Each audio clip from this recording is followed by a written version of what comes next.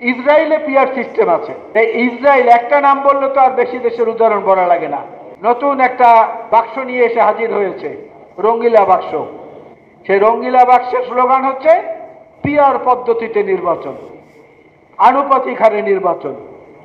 এই পিআর পদ্ধতি পৃথিবীতে যে সমস্ত দেশে আছে, কোন দেশে একটা স্থিতিশীল সরকার নাই, স্বাভাবিক গতির সরকার নাই।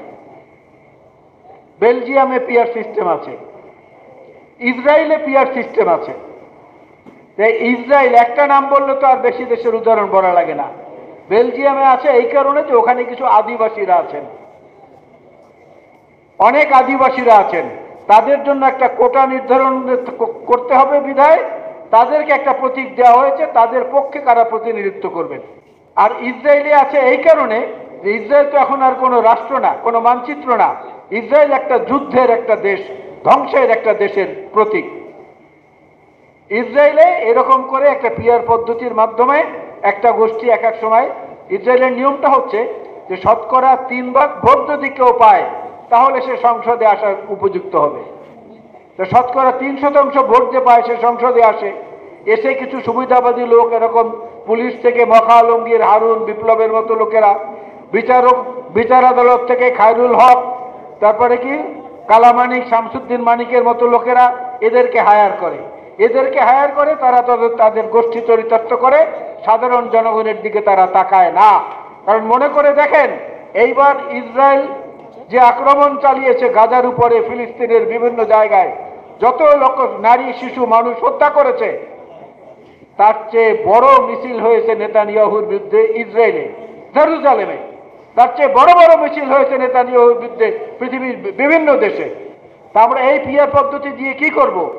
এটার অনেক ব্যাখ্যা, আরো অনেক ব্যাখ্যা আমার কাছে আছে, আমি সেই ব্যাখ্যায় যেতে চাই না।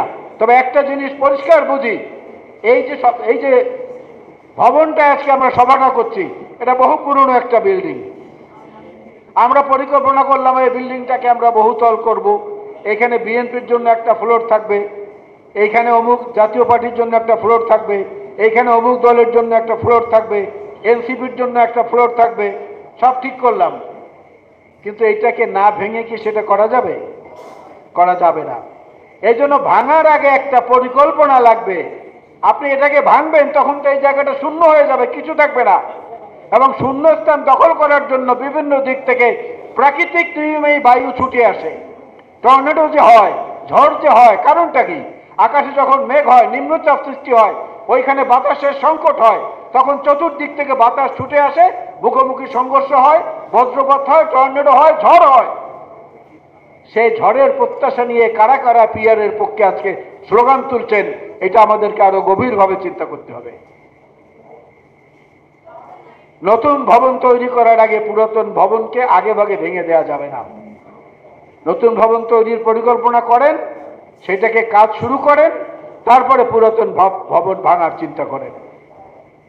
আমি আমার বক্তব্যের সমাপ্তিতে বলবো যে ঘটনার উপর ভিত্তি করে আজকের এই আয়োজন, এই আলোচনা, সেই ঘটনা পলাতক এবং মানুষের কাছে ঘৃণিত, চরমভাবে লাঞ্ছিত একটা ফ্যাসিস্ট গোষ্ঠীর একটি দুষ্কর্মের নমুনা মাত্র। এরকম হাজারো লক্ষ উদাহরণ তাদের এত বছরের ইতিহাসে রয়েছে। সুতরাং তাদেরকে রাজনীতি থেকে দূরে রাখা, তাদেরকে মানুষের প্রতিনিধি হওয়ার সুযোগ না দেয়া, এইটাকে 1 নম্বরে না নিয়ে নিজেরা যদি এখন কামড়াকামড়ি, ঝগড়াঝাটি করতে থাকি, তাহলে কিন্তু তারা সুযোগ পেয়ে যাবে। এই ধারণা থেকে যারা সরে আসছেন তারা ভুল করছেন। হতে পারেন তারা কোনো ধর্মের ভিত্তিক রাজনৈতিক দল, হতে পারেন তারা কোনো নতুন অভিভাবকবিহীন দল, হতে পারেন তারা সরকারের ভেতরে থাকা কোনো চক্র, হতে পারেন তারা প্রশাসনের রন্ধ্রে রন্ধ্রে এখনো লুকিয়ে থাকা ফ্যাসিস্টের কোনো দোসররা। এদের বিরুদ্ধে যে শক্তির স্ফুরণটাই জুলাই মাসে ঘটেছিল, 2024-এর জুলাই থেকে আগস্টের 5 তারিখ পর্যন্ত, সেই শক্তির স্ফুরণটা হচ্ছে আমাদের আগামী দিনে চলার পথে প্রেরণার শক্তি। সেই শক্তিকে ধারণ করে আমরা ইনশাআল্লাহ সামনে এগিয়ে যাব।